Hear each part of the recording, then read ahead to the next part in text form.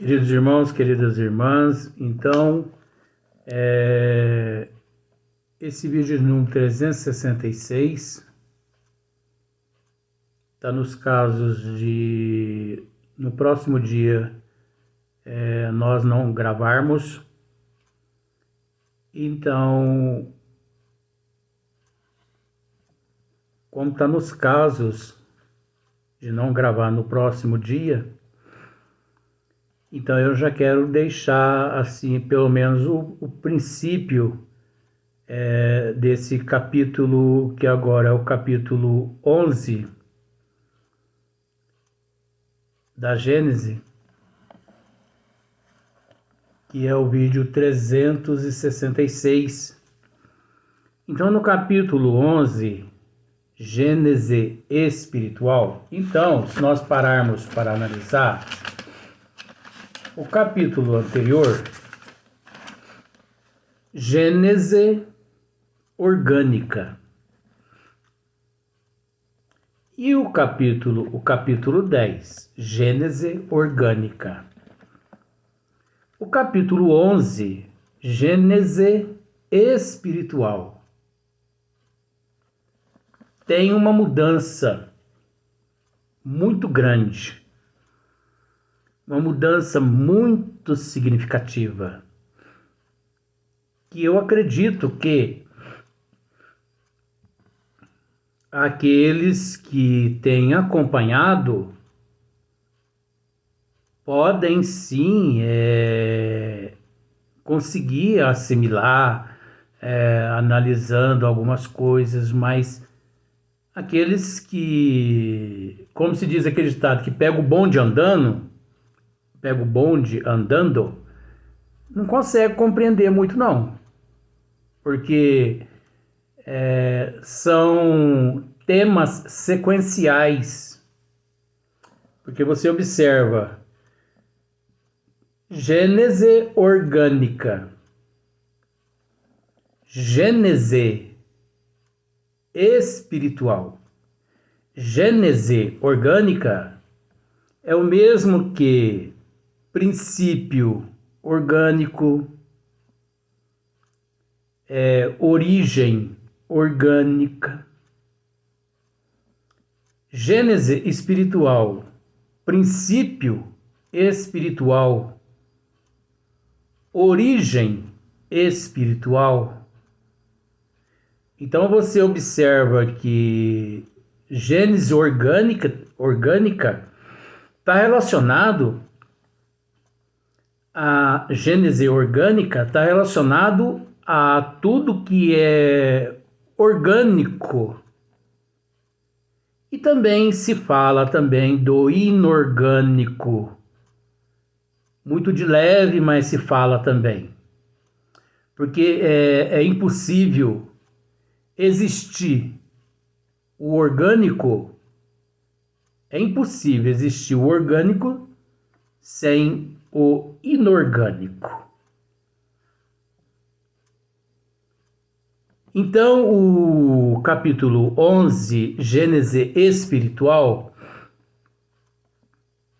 ele é por demais espetacular, esse capítulo, onde nós iremos tratar de princípio espiritual, união do princípio espiritual à matéria. Porque é necessário,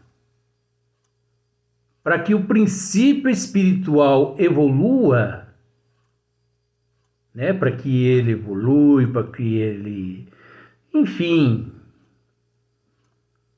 ele precisa se unir à matéria.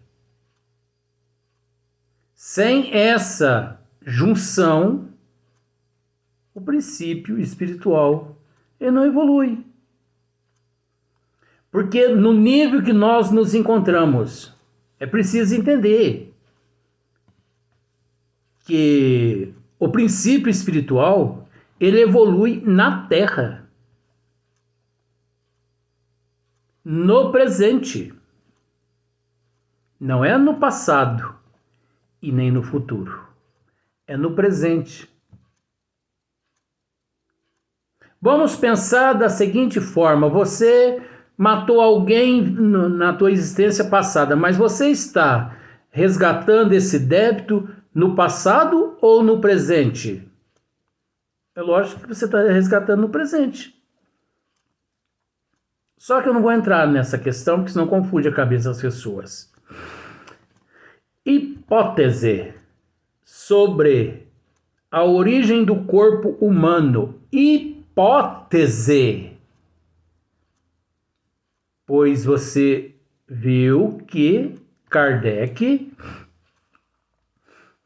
ele ainda vai mexer na questão orgânica do corpo humano. No capítulo 11, onde se trata da gênese espiritual. Por que que ele vai, no capítulo 11, gênese espiritual, ele vai tratar de um tema que já foi tratado no capítulo anterior, capítulo 10º. Gênese orgânica, né? Por quê? Porque esse tema ele é meio complicado. Não é fácil, sabe? Então existe essa ponte, esse elo, esse anel, esse ciclo evolutivo. Mas, se tratando de Kardec, hipótese sobre a origem do corpo humano. Então, quando se fala em origem do corpo humano, hipótese sobre a origem do corpo humano, do corpo orgânico humano. Encarnação dos espíritos. Isso é um outro tema. Olha quantos temas tem nesse capítulo. Vai falar também sobre reencarnação. Menino Jesus vai ter que esconder mesmo debaixo dessa escrivania minha aqui. Emigrações e imigrações dos espíritos. Será que existe, ou melhor, será que já existiu e será que existe imigrações aqui na Terra?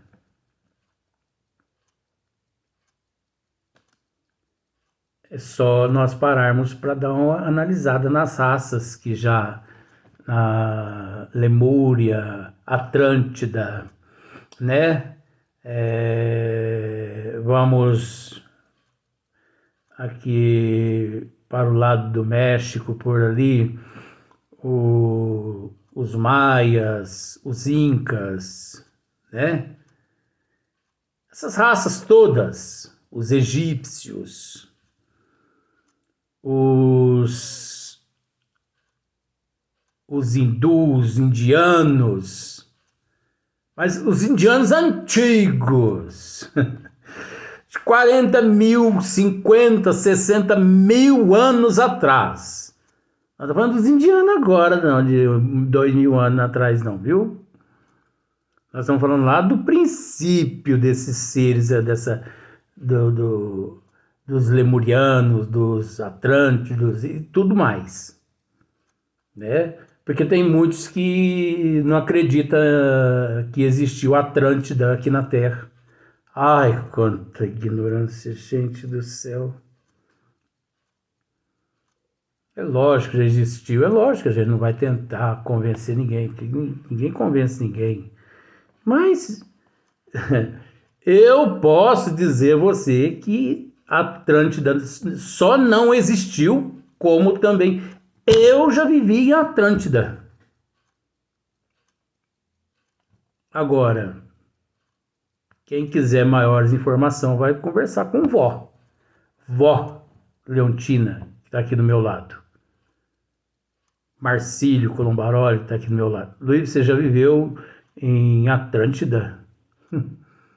Lógico que já vivia. Descreve alguma coisa, Luiz, pelo amor de Deus. Não é o tema. O tema aqui é Gênese espiritual. Eu só estou dizendo que a respeito das emigrações e das imigrações dos espíritos, né? Isso já ocorreu e ocorre aqui na Terra. E também raça adâmica. Raça adâmica. Mas que seria isso, raça adâmica? Você vai conseguir entender aqui o simbolismo por detrás de Adão. Em que momento algum se fala em Eva?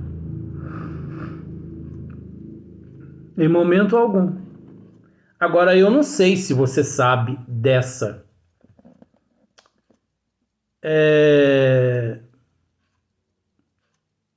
Não, vou pedir para não falar nisso, não.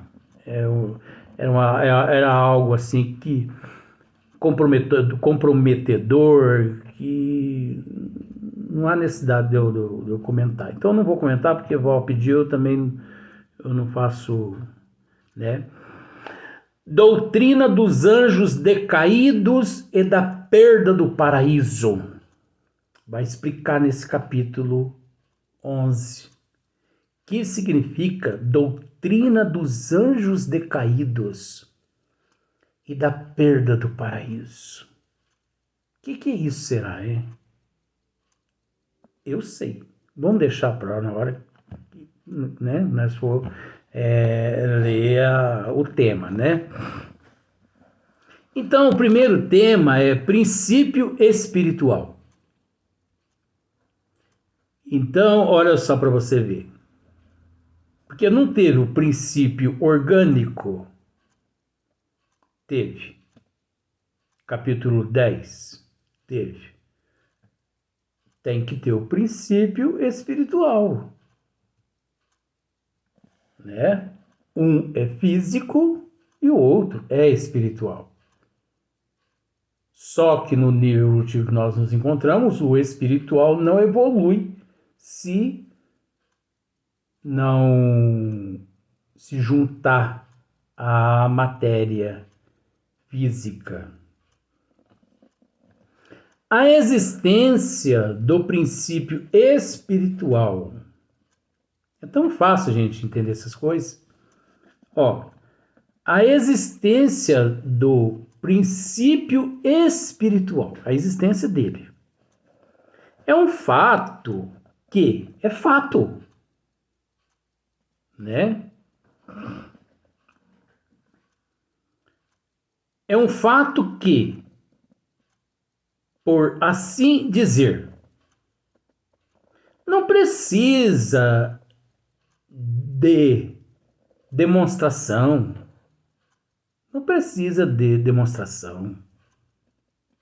Ora, você vai demonstrar o que, para quê, por quê, se é fato. Você tem que procurar fazer uma demonstração daquilo que, ou melhor, do que não é fato, e que você tenta convencer alguém de que de fato é força de expressão, que de fato é fato. Sabe quando você tenta convencer alguém de que aquilo é fato?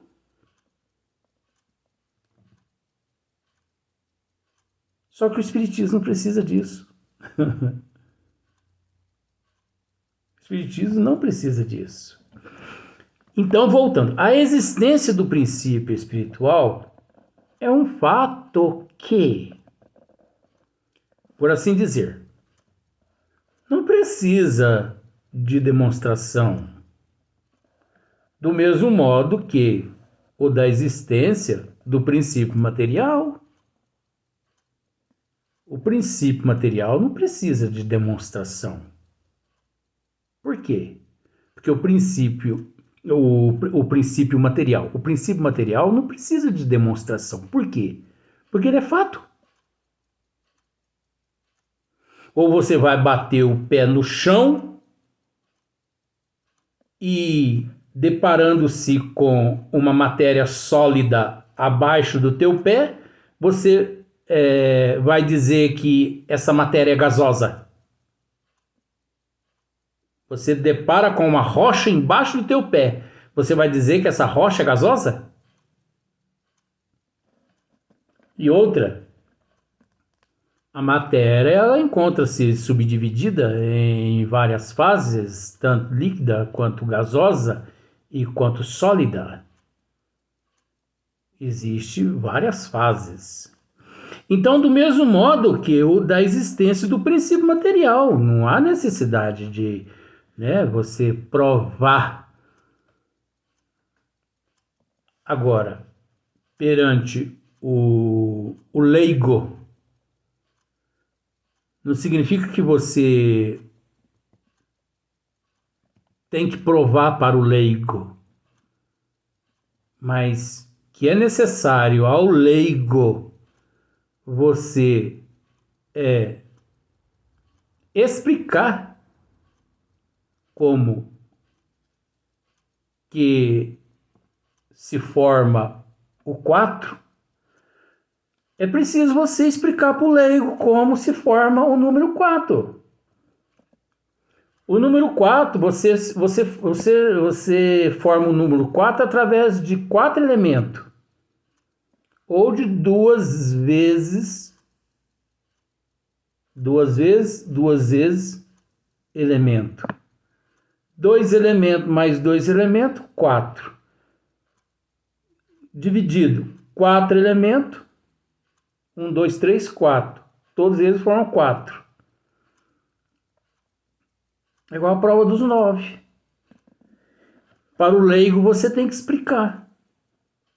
Mas não significa que ao explicar você está ali ainda em dúvida, tentando provar. Porque uma vez fato, por toda a eternidade fato.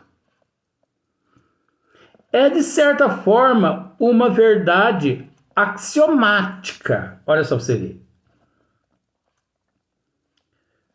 O adjetivo de axiomático, olha só para você ver, seria o incontestável, o inquestionável,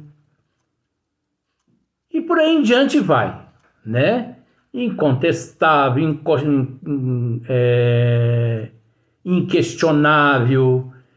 Por isso que Kardec colocou aqui, é de certa forma uma verdade axiomática. Ele se afirma pelos seus efeitos, como a matéria pelos que eles são próprios. Então, o próprio fato se afirma por si só. Ele se afirma por si só. O fato, vamos dizer assim.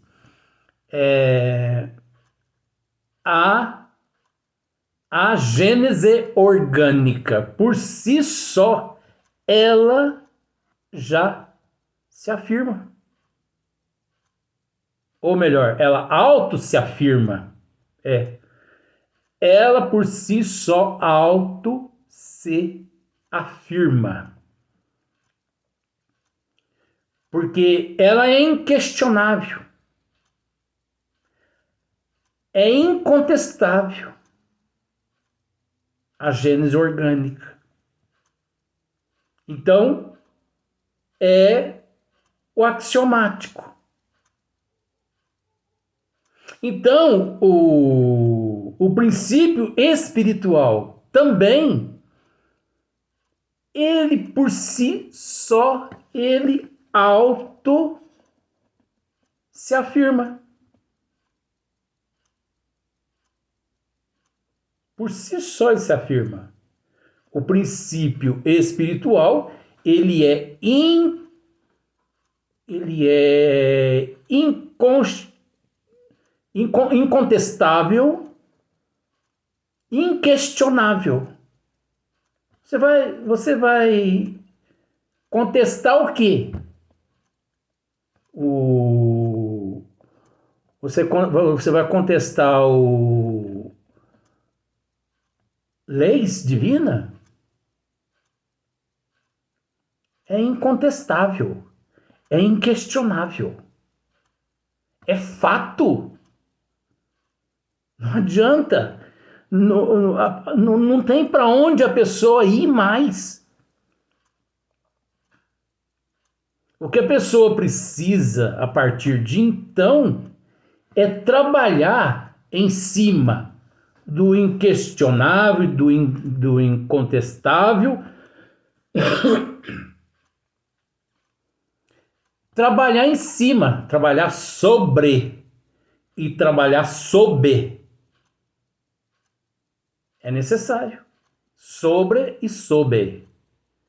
Porque tanto externo quanto interno há a matéria que ele pode vir a amealhar conhecimento. Isso é incontestável. Por quê? Porque é fato. Isso é inquestionável. Por quê? Porque é fato. Você percebe o quanto que é fácil essa matéria? A partir do momento que você é unido à gênese orgânica, sabendo-se que a gênese orgânica é inquestionável e incontestável porque ela é fato, o princípio, né, espiritual também é inquestionável e é incontestável, porque ele também é fato. Agora, chegar a esse nível evolutivo é que tem um preço. Você entendeu? Dizer tudo que estou dizendo aqui e ainda tendo a coragem de dizer assim para você, você acredita que tudo que eu estou dizendo aqui para você, 99% eu estudo do lado de lá, porque aqui na Terra eu sou um autodidata? Você acreditaria nisso?